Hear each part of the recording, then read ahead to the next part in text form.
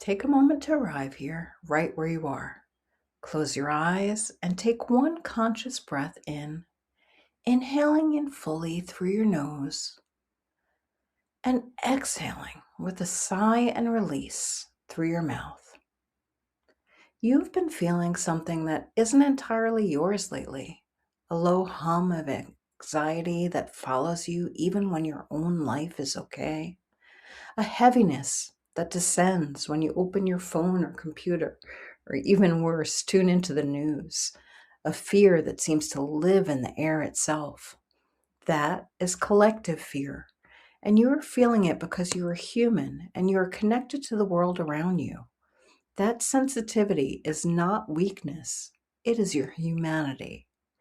As you inhale, separate yourself gently from what belongs to the collective and what belongs to you. Feel the difference between your own breath and the world's breath. And as you exhale, release what is not yours to carry. The fear that belongs to the news cycle, the anxiety that belongs to the headlines. Let it move through you and out like wind through an open window. You can care deeply about the world without drowning in its fear.